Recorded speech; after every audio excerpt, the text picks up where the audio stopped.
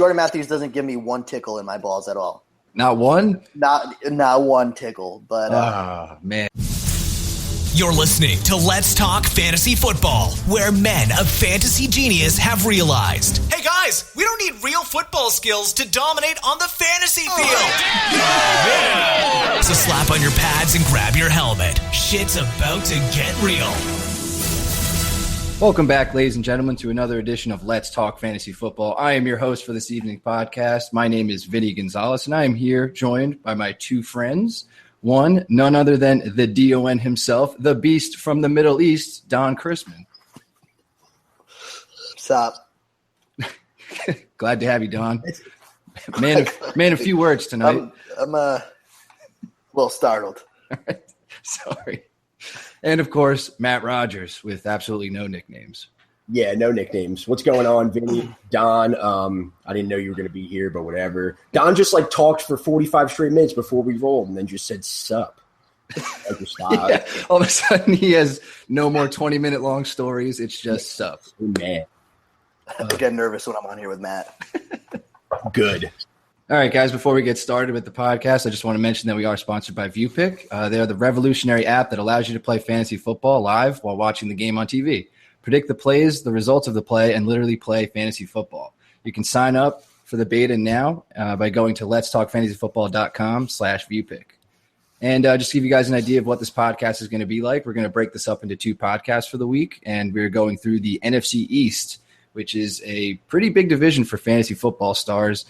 We had the Cowboys dominate pretty much all year, and a lot of new faces around for the Eagles, Giants, and Redskins. They brought in a lot of free agents, so we're going to have a lot to talk about. And before we go into that, I just want to remind you guys that we are available on Android and iOS, and the app is live now. You can get that by going to letstalkfantasyfootball.com/Apple or /Android. All right. So, again, before we get into that, my bad, guys, we're going to hit some news real quick.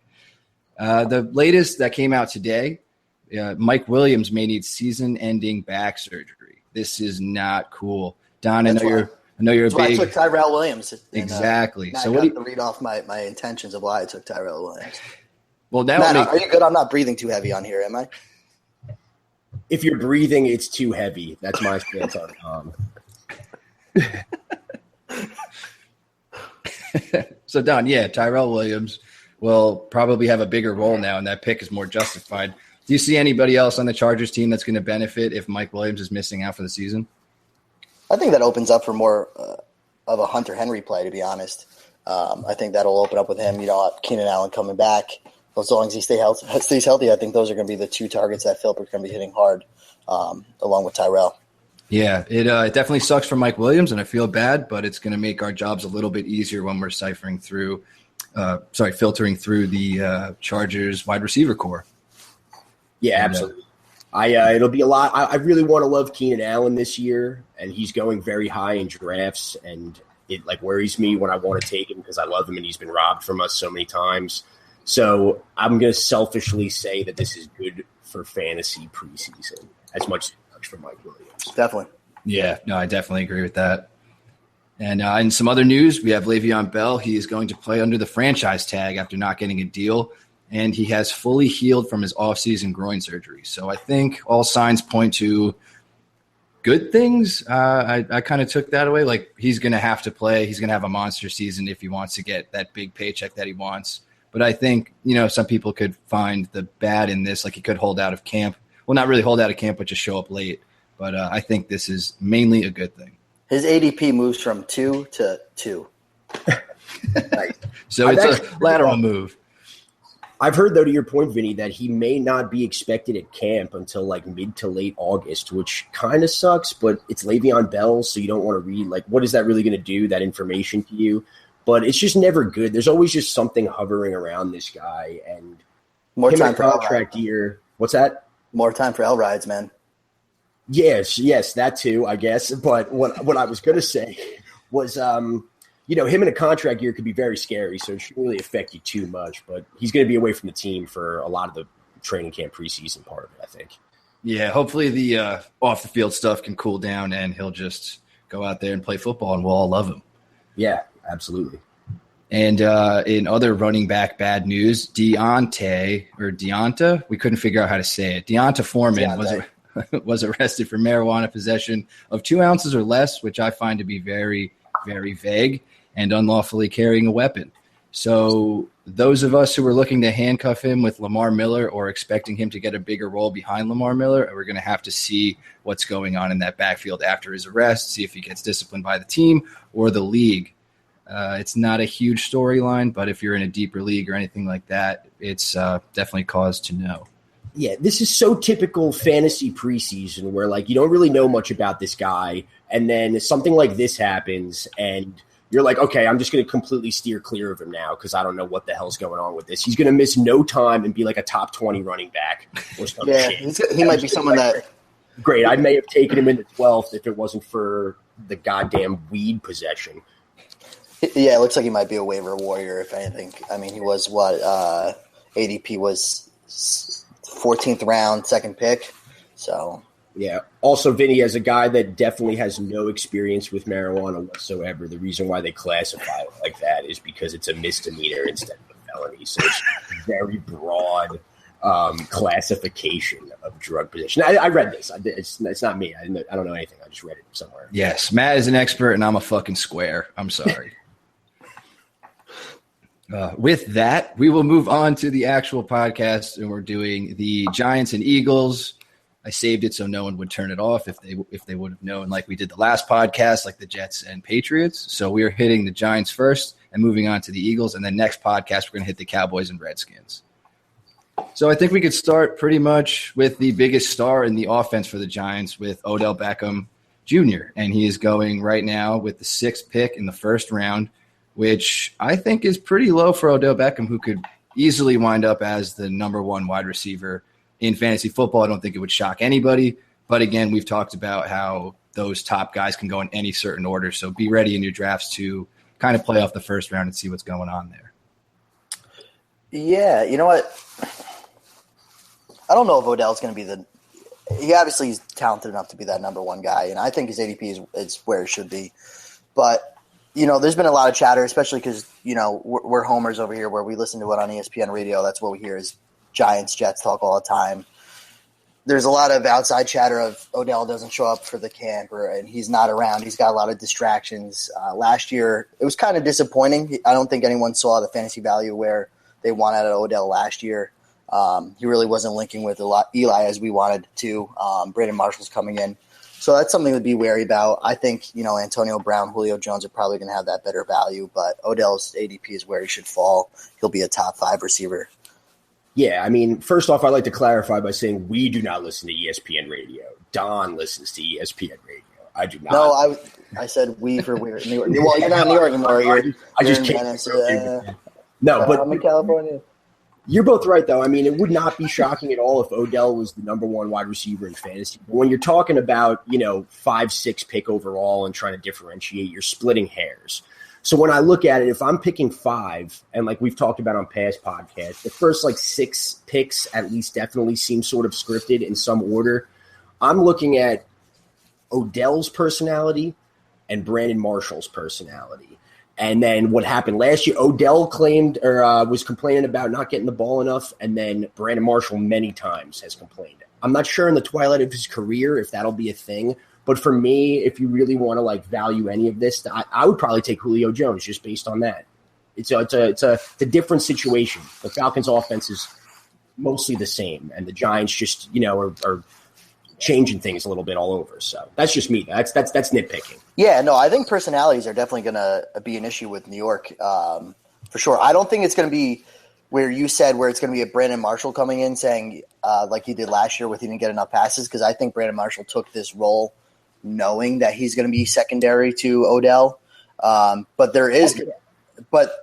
either way, I don't know if Brandon Marshall or Odell, because I think Brandon Marshall's coming into here thinking he's the vet and he might groom Odell to be more mature, and I don't think that's going to clash well. Right. I mean, there's a 75% chance they actually help each other personality-wise, but there's just that possibility that, if the Giants are 2-4 come week 6 or 7, it's just, I mean, who knows, and that just bothers me, Yeah, well, the one thing we know about both of those dudes is they are very cool when they're winning, and if they can keep a cool head and the Giants are putting up wins, I think this could be a very dangerous offense with both of those two functioning in harmony. But like you guys were pointing out, like it might be pretty rare that they do that because you have both their personalities are not. We don't know how that's going to mesh, and they don't even know, I'm sure. So things to look out for, but we touched on Brandon Marshall there, personality-wise. But Don, I know you've always been a fan of Brandon Marshall, especially when he was on the Jets 2 years ago when he gave you that monster season. Last year, he did not give you a monster season. What do you think he's bringing to the Giants' offense, fantasy-wise, this year? Again, you got to remember he's going to get that secondary role, but I think that opens up for a lot for Odell. But in the same sense, opens up for himself too. I think it's a nice play. I think with his ADP drop, he's like literally the very end of the 5th round, the beginning of the 6th. I like exactly where his value is. I would take him over Stephon Diggs, Kelvin Benjamin, Dante Moncrief. I think it's going to be really nice. I think it's going to help Eli out. Obviously, Eli with McAdoo has had way better numbers. So once he has another solid 2 and being able to move Shepard as that definite slot, it's really going to open up all their numbers. So I like Brandon Marshall. Don't expect a Brandon Marshall productivity of what he did 2 years ago in the Jets because he's still not that main guy. But if he can be like when I drafted him, I had him as my number 3 receiver. I feel good walking away with a draft with Brandon Marshall being my 3rd receiver. See, first you said you not give a monster. You gave Don a monster season, and then who drafted him in the 1st round last year? I did for a shit season. But in the 1st round? Yeah, well, I had 10. Matt was at the turn, so it's a technicality, but yes. Yeah, whatever. But I actually feel completely opposite about Brandon Marshall in every capacity. I'm staying away from him if at all possible because when I think about Brandon Marshall this year, it's a very good offense. They love to pass the ball. I think Brandon Marshall will get 800 yards and 6 touchdowns this year, and I think about 80% of that is going to come in 4 weeks. Or, something to that effect, I mean, that's way too much. That's 200 yards a game. Never mind. I'm saying the bulk of it is he's going to have huge weeks, and good luck predicting that is my point, is what I'm saying. That there's going to be Brandon Marshall breakout games that you're going to play him the game after. He's going to put up a 2 spot, and Sterling Shepard will catch 2 touchdowns. You know what I mean? So I personally want to completely stay away from it. He started to show his age last year, and there's just so many mouths to feed here that I don't think a veteran receiver that actually has the least tenure with Eli Manning, a veteran quarterback, is anything that you can count on week to week. I don't think it'll be any consistency, and Don loves consistency. Matt, you've never been burned by Brandon Marshall more than one season, right? I don't know what the fuck you're talking about. Are you talking about when he was questionable on the Bears and I sat him in a must-win game on Monday Night Football and then tried to learn from my mistake and draft him in the 1st round of our draft last year and he sucked? Yeah, that happened. No, but thanks for giving me the breather in between years. I hate you. I think you guys are 3,000 miles away is not far enough. Vinny, you got to leave, and me and Don are just going to fucking brawl right now. It's kind of like what's happening right now. It's like Odell versus Marshall. Yeah, I'm Odell, please. Yeah, I'm definitely Brandon Marshall, the seasoned vet, knows what's going down. Matt, just young and naive. You got nothing, Don. Let's move on. Speaking of young, I guess not naive, though, we'll shift over to Sterling Shepard. Sweet segue, Vinny. We are going there now, and he is going with the 10th pick in the 13th round. Is he a little bit undervalued, or are you guys thinking that this is a fair ADP for what you're expecting his output to be? Because I'm thinking it's this low because everyone's thinking Brandon Marshall will be the 2, and targets will probably be scarce in a very, very saturated offense here. I definitely think that he's undervalued. I think Sterling Shepard's a big question mark. Last year we saw him. I owned him last year in a lot of leagues. He really started off really hot, had a lot of touchdowns early, almost like Randall Cobb a few years back. Obviously not with the production of what Randall Cobb did throughout the year, but where he started off really hot with touchdowns and then got really cold. Now you're throwing Brandon Marshall in there. We've already debated on Matt is totally against it. I'm about it. So you don't really know. And then you've got Sterling Shepard over there. The 10th round and 10th pick in the 13th round, I like a lot. I'll take him all day. But again, I don't know where his value actually lands. Dude, I'm glad you said that because I would have taken him like 4 rounds earlier. Chris Hogan is going before him. Right. Cole Beasley, Robert Woods. No. I just don't like. He is just. I would not be surprised if he had a better year than Brandon Marshall this year. And if the ADP is going to be Brandon Marshall going in, what is it? I'm sorry, like the 4th round. You said 5th round. End of the 5th. End of the 5th. That's crazy. I don't really see that much of a difference between them, except for age. And usually, you would bet on the more youthful option. I would think. Yeah, I agree. And they're moving. You got to think Brandon Marshall's going to play on the outside with Beckham. So you move Sterling Shepard, who played well on the outside last year, and you move him back into his natural role in college in the slot. And I think that opens up stuff for him for his natural ability. So when you have all those dudes and maybe Marshall is, like you said, showing his age and stuff like that, if you have a young Sterling Shepard running out there free with two big superstar wide receivers, he could be open a shit ton.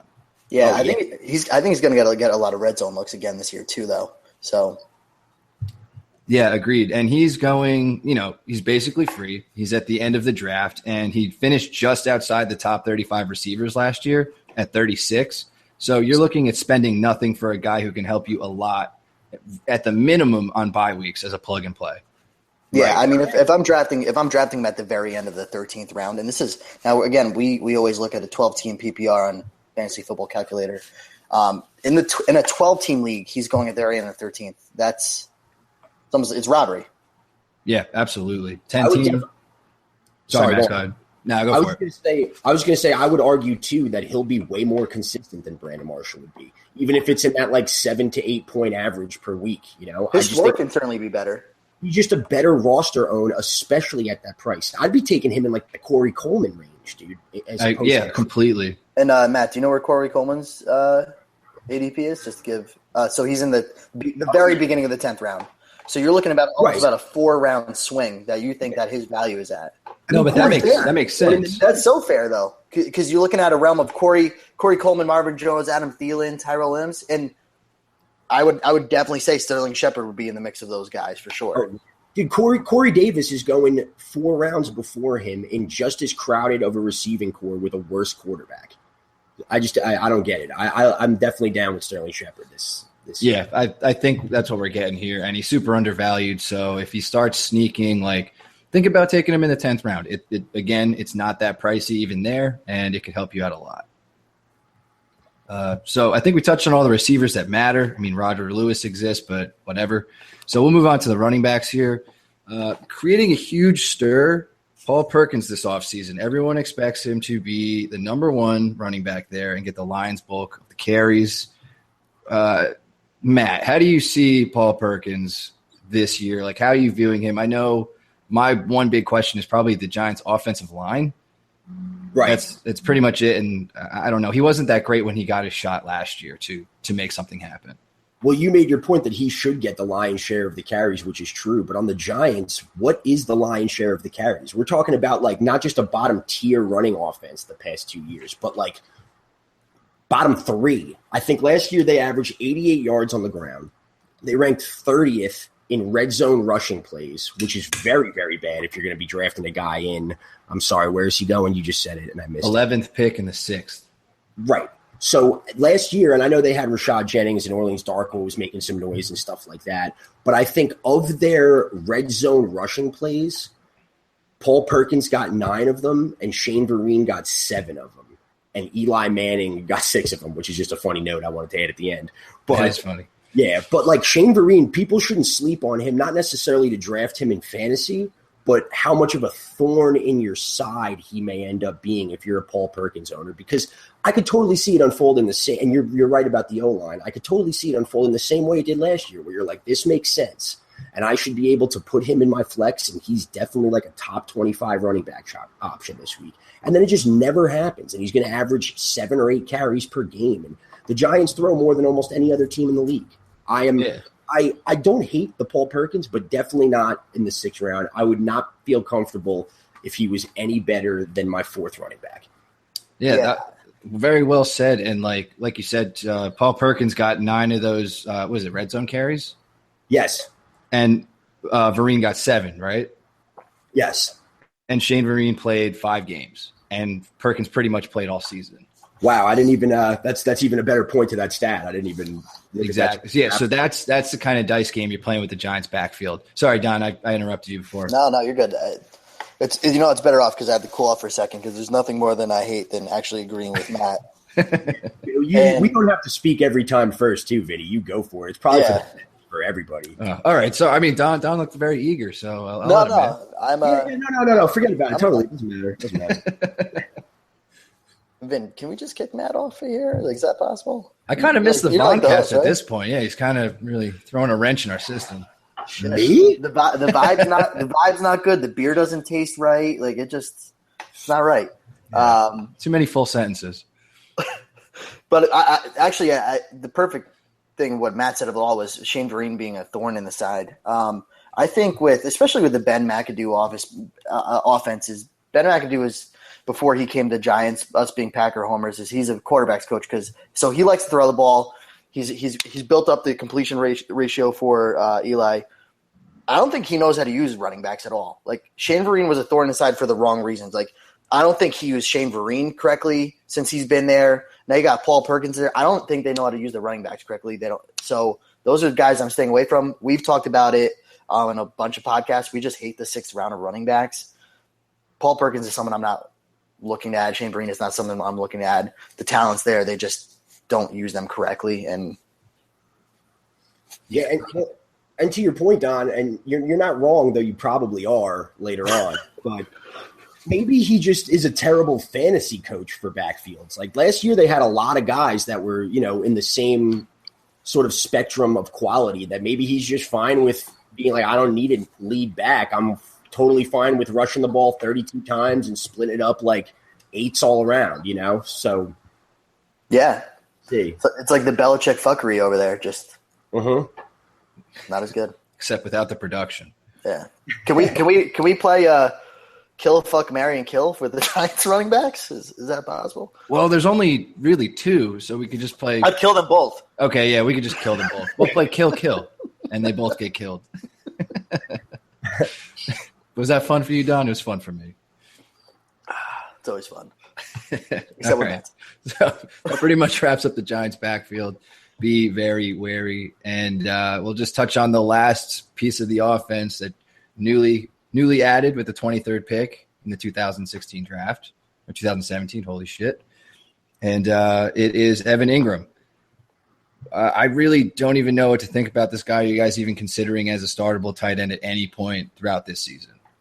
I think definitely at some point it could happen, but not for weeks, and we would have to see. But he'll be like at the bottom end the same way Larry Donnell and like Will Tye were of that tight end roulette pool for streaming. He's a streamer, and if he starts to break out, then I guess sure, but I still wouldn't count on it. Too many mouths to feed, too much Eli love if you're doing that.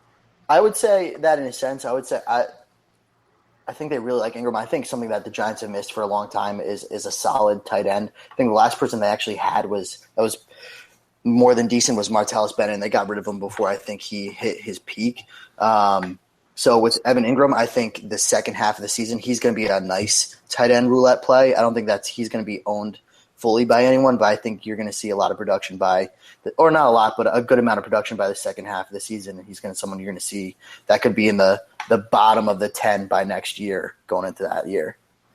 Streamer. Right, yeah. Streamer. Yeah, summarize it for me, Matt. Thought that was a good summary. Streamer. And lastly, we will touch on the guy who looks like an idiot all the time and will be throwing these guys the ball, Eli Manning. Eli, to me, is that guy when I wait on quarterback. If I get Eli, I'm like, I really fucked up. I waited too long. And that's kind of how I'm viewing him. He's like the bottom tier of like the I'll wait for Eli, because he reminds me of Roethlisberger in the fantasy perspective, as they have so many weapons, but they just can't put together consistent good games. Like they'll have their monster games, but you don't know. And then there are just so many other guys. Like Eli finished again outside of the top 20 quarterbacks. So yeah. I don't really see the upside in taking him at all. Quarterbacks going behind him are Andy Dalton, Tyrod Taylor, Carson Wentz, Carson Palmer, Blake Bortles. I'd probably take all those guys before Eli Manning because I don't think Eli Manning has. Take out Bortles and Wentz, and I'm with you, Don. No, Dalton. Dalton? No, dude, Dalton. Are you kidding me? I could argue. I like. All right, Matt. Well, what's Eli Manning? Okay. Better year than Andy Dalton for sure. I'll take that. All right, let's shake on it. I get to kill Don if I'm right and we win, and if you're right, you get to kill Don. All right, that sounds fair to me. I'm not cool with this, man. I'm here. Well, Don, are you in on the bet or what? No. It's fine. It's a if bet. You want a second opinion on the bet, I would put a better fantasy season as Andy Dalton. Thank you. I agree. Yeah, I'll take Bortles on the upside on that. I've never had more confidence in a bet than Don betting against me ever.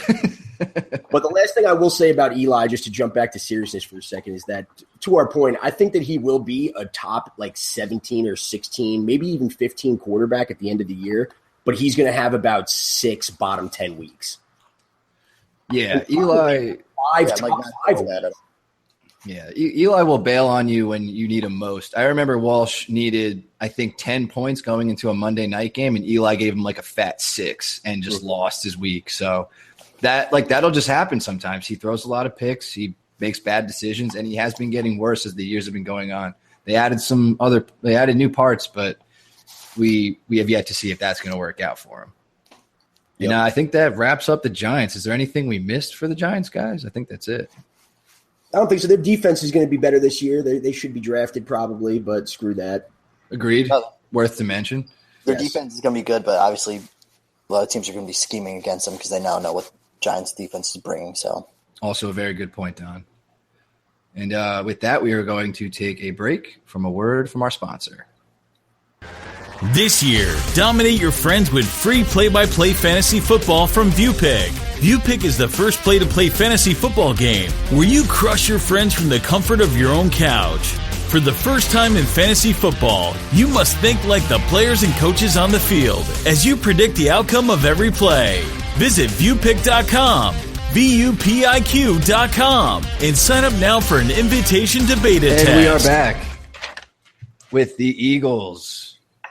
They also made a lot of moves, much like the Giants, and added a bunch of free agents. By that, I mean LeGarrette Blount and Alshon Jeffrey as a few big names to mention. So where do you guys want to start? Receivers, running backs?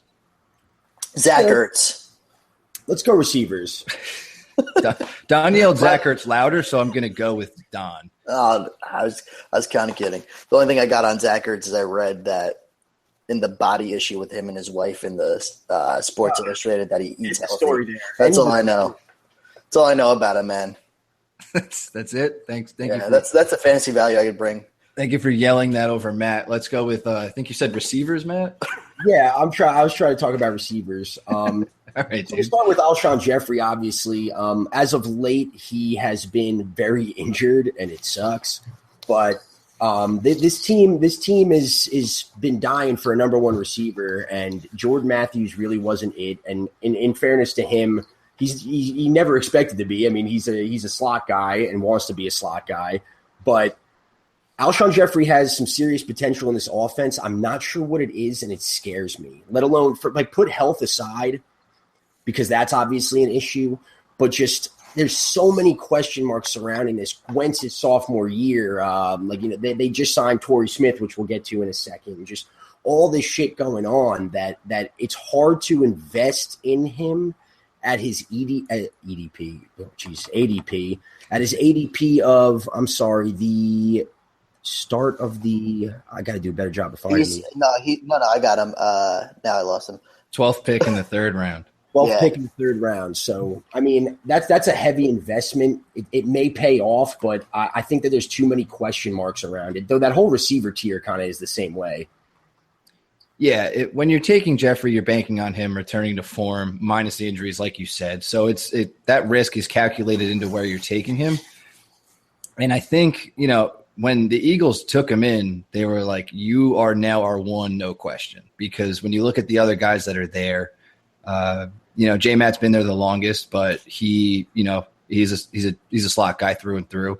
So now he is going to return to that slot role. and then you have Torrey Smith on the outside. So I think Alshon is definitely the one, and that's what people are focusing on. And I think towards, the end of that third round, if you're getting a 1, that's what people are looking at and trying to focus on, because you got to think Carson Wentz will be a little bit better in his next season, which he was solid last year. So, yeah, I'm going to piggyback on that. I just wanted to make one last point on that quick. I think it also would go by the design of my team. Like, if I'm taking Alshon Jeffrey in the third, I'd prefer to have already taken a receiver.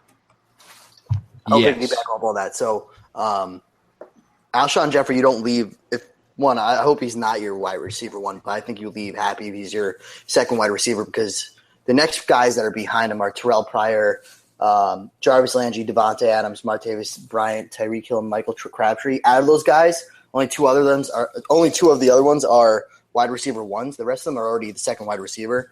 Alshon Jeffrey is the number 1 receiver in Philly, and you got to remember when he was in Chicago for like 2 seasons for fantasy-wise, they were saying that he could be in the top 10 overall wide receivers. So he's got top 10 wide receiver fantasy up value in Philadelphia with a second-year Carson Wentz, who is a smart QB. He's a poised guy, and I think he'll do better this year. I think Alshon Jeffrey as a number 2 would be very good on your roster, and I like him landing at the very end of the third or beginning of the fourth.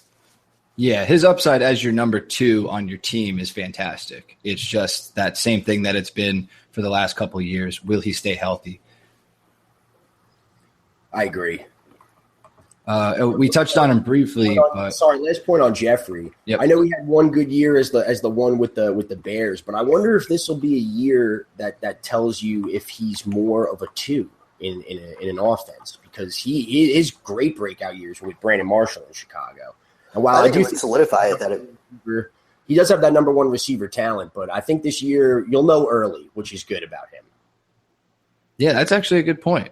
But I really don't know who would outshine him as the 1 on the team, though. Do you have? No, I know, but I'm saying if just like a guy that can't get it done as a 1 and he's a 2. Right, like if he does not have a stellar year and only catches like 80 balls and on a good offense and 7 touchdowns, that's not a bad year. But it's just, are you really like an Odell or a Julio, or do you need some sort of stud complementary piece? Because I actually think the fact that no one would overtake him would make it more glaring if that was the case. You know what I mean? Well, if he doesn't have a good year, not only is Philly fucked because Jordan Matthews isn't going to do it for them, but yes, that would solidify that Alshon Jeffrey, someone that will definitely even fall much more next year going into fantasy football. He's not going anywhere before probably the 6th round. Right. That is a good point. And Don, you just mentioned the guy that I'm going to move on to next, Jordan Matthews, who has been getting it done in Philly, but last year saw a huge dip in touchdowns, and that's why he had a shitty fantasy year. Every other year he's at 8. Last year he had 3. So I think that's a huge glaring problem that as to why his ADP is so fucking low. He's sitting at the first pick in the 11th round. That's a huge gap between him and Jeffrey, which I find ridiculous, because if J-Matt's touchdowns were to hit, I don't think he would be going anywhere near here. I don't know. I mean, I'll take it and say I kind of agree. You're saying that he's falling because of his touchdown rate? Because I think is that correct? Oh, yeah. I think just like he kind of had a bum year fantasy-wise because he only got he's a dude that averages 75 catches around almost 900 yards when he had his 2 good years. So when you hit that with the touchdowns that he had his first 2 years, you're like, this is fantastic. But now this year, I think he's moving back to the slot, and people are kind of forgetting that, and he's dropping off. Like the difference between him and Jeffrey is what's really getting me. It's kind of like the Shepherd to Brandon Marshall. Like, it's just that huge gap of rounds. Like, I still see the upside with this guy that's going super late. Oh, yeah. Well, to your point, too, is that last year, though, he had the receptions, if I'm not mistaken. So he does need more touchdowns. But, I mean, he's literally playing in his natural position. And when he has in the NFL, it's been even to the eye test when he's his best. So I agree that I'm not fully down. But to your point, Vinny, I think that he definitely has some upside, especially based on his ADP. Yes. It's pretty much all centered around that, because when you look at what he's been able to do in the past, and moving back to the slot is huge for me. Oh, yeah. And you also got to understand that it really was Wentz's rookie year, and the offense is so different now. Right, exactly. phased. And like the coach settled in, Wentz is settling in, getting some new pieces. A lot remains to be seen, but I do think with the Philly offense, you'll know early. I did, which is good. I agree. New ringtone. No, but it's true. I think that I'm not a Jordan Matthews doesn't give me one tickle in my balls at all. Not one? Not one tickle. But man. But the 11th round, man, I mean, that's a tickle, Dom. That's a tickle. It's not even a tickle. It's just like 11th round, Jordan Matthews is still there. He was the number one wide receiver. He was their primary wide receiver last year. You can't say no to that. It's just, but there's not a tickle. It's just like, yeah. That's, you vocally got a ball tickle when you said no, 11th I didn't round. have one, dude. My one nipple got hard, but that's about it. When you listen tomorrow, you'll hear the replay and you'll know you had a tickle. Oh, I am not addressing that shit. Don got a ball tickle, and we're going to keep going to Don with one of his favorite receivers of all time, Torrey Smith. Also added in the offseason. Will be opposite. You shouldn't even be on this fucking. Will be opposite Alshon Jeffrey. Don, tell me all about your favorite wide receiver. Oh my God, he's going to open up the field for everyone else. That's all I was going to say about him too. He just makes everybody else better just by. No, dude, fuck that. I'm going to say draft Torrey Smith in the 14th round. Draft Torrey Smith in the 14th round if you don't have better options, and if he doesn't see like. And you want to cut him. Let me finish my point, Don. If he doesn't see like 40 to 50% of the snaps in the first 2 weeks, then immediately drop him.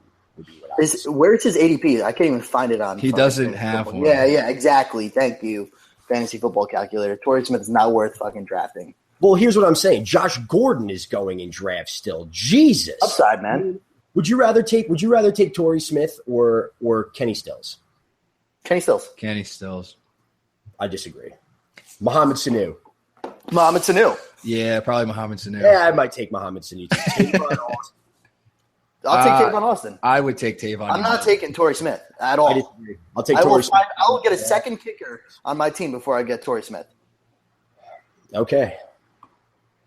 I feel like there was a bet in there somewhere, but we all missed it, and I think we're probably better to not make a bet on it. Oh, my God, no. Yeah, move on. We'll go to the backfield, and we'll address the presumed starter, I believe, LeGarrette Blount, brought in from the Patriots this offseason. I think I've made myself pretty clear in past podcasts how I feel about Blount. I'm digging him. You're overdrafting him, correct? Vinny? I am overdrafting him every time I can because I just like I said in the last couple podcasts, like Ryan Matthews last year had 8 rushing touchdowns on like a solid to mediocre to solid offense. So he's definitely the best 6th round running back because he's in the 6th round, and he's definitely the best, safest, and the only like true number 1, I would say. Yeah, I would agree. And like you're looking at the upside of the way they ran their offense last year. Hopefully it translates. I mean, they added a bunch of new pieces in the passing game, but they ran so much inside the 5 that Ryan fucking Matthews had an 8 touchdown year. You signed Blount to be Blount, and that is running inside of the 5 at the goal line whenever you get in the red zone. So to me, the upside is like at worst somewhere from like 6, at worst 6 touchdowns, and then just upwards from there. That's all I see. I don't disagree, but one thing I think the Ryan Matthews stuff was craziness and an anomaly, by the way, last year. So I don't know if that's hugely like indicative of what potential that he could have. He could totally be the lead back there. I'm not saying that, but he's 31 now, if I'm not mistaken, or 30. He's on the wrong side of 30, and he got almost 300 carries last year, 299 carries, if I'm not mistaken, which is absolute insanity. Especially in the Patriots offense too. Yeah, and I we haven't seen that in a while. Right, exactly. So I mean, what's the wear and tear there? The Eagles last year, though, at the goal line, not in the goal line, but like inside the 10, it seemed like we're throwing a decent amount too. I mean, Ryan Matthews converts those touchdowns. That's a freak accident. I think that's the same as if a piano conveniently fell on Don's head right now. You wish. Sorry, I was pausing, hoping it would happen, but. But, yeah, I mean, Blount is a great running back 3 on your team if you can snag him there. Running back 6 means that I might get him as my running back 2, and I don't want to invest that much. You know, I'm just playing devil's advocate here, too. No, it's a fair point. I mean, you are Yeah, no, you could be sacrificing your or planning your team around having him as your running back too if you went like wide receiver heavy early on. So I get that, but I also think to that point he could be bailing you out in the same way. Like you kind of look for this kind of value when you've gone wide receiver heavy. Like this is a dude who could hit.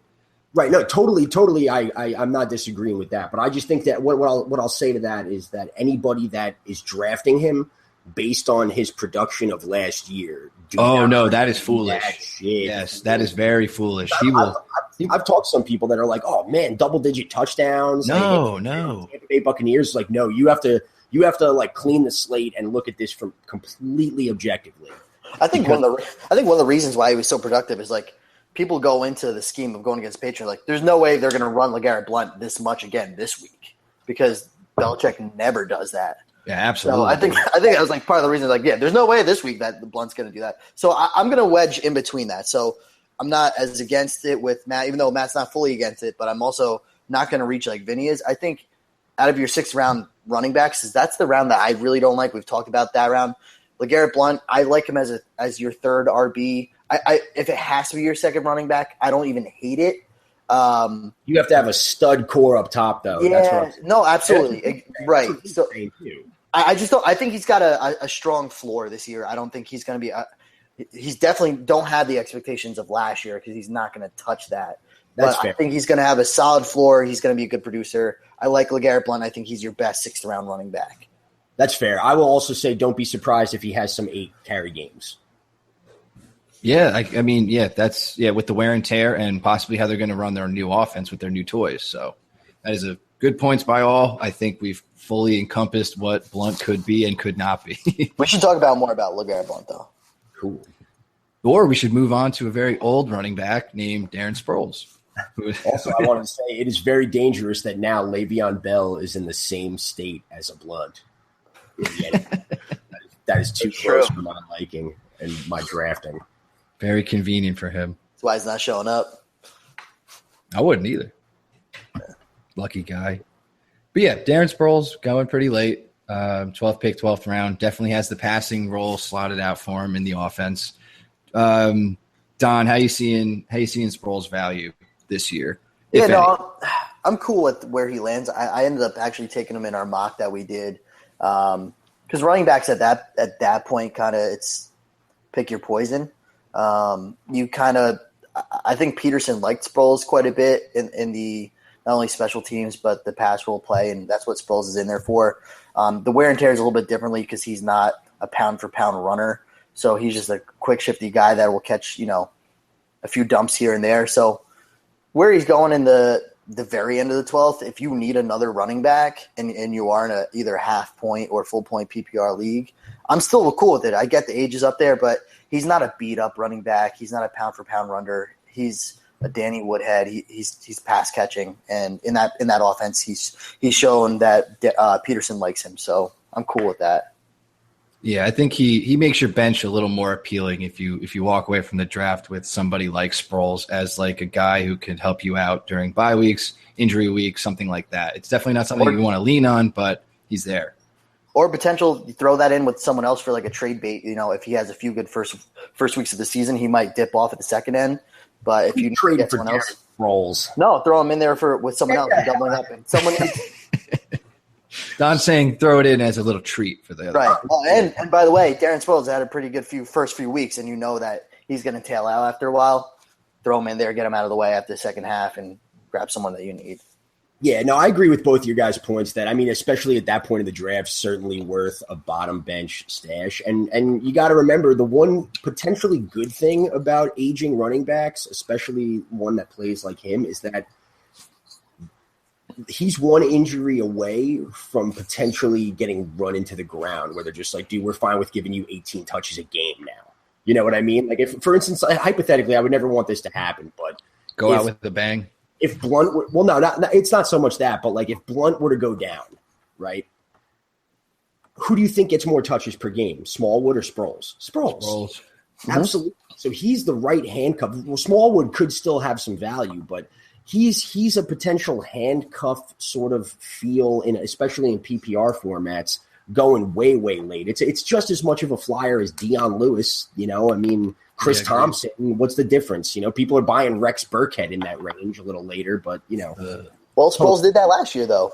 They were talking about Wendell Smallwood and, you know, obviously the uncertainty with Ryan Matthews. And I drafted Wendell Smallwood in a few leagues, and it was not a great pick because Darren Sproles ended up taking up a much bigger role last year than I think anyone really thought.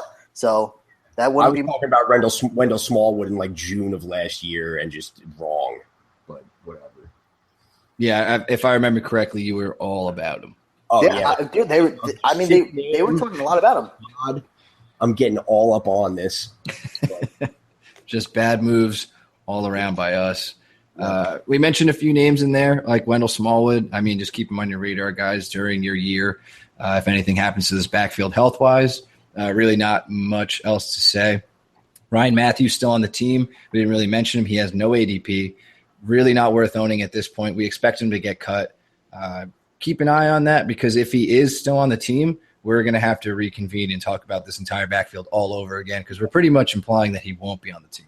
He won't be on the team because I actually just read up on this today, and the stance with him is that he was very injured and just had like surgery on something. I forget what it was. I just read it today and I forget. Yeah, he's been like that. Their stance on him is they're waiting for him to pass a physical and then release him because they'll have to give him like a huge injury insurance settlement if he's not able to pass a physical. So they're kind of just waiting on that. And if he does pass a physical and goes somewhere else, I mean, keep an eye on that, but whatever. Yeah, exactly. So that's pretty much that for the Eagles backfield there. And the last couple guys we got to touch on, Zach Ertz. Anybody feeling the late flyer on him? We've seen him perform constantly at the end of the season. He kills the back nine of the season. But other than that, he's been pretty much a lame duck and has not had like that full year we want. Talented as all hell. What do you think, Don? He's I think he's the 11th tight end off the board. There's a few guys that go behind him that, again, we push the tight end roulette at that point. But if you're in a 12-team league, there's a few guys that I like a little bit better.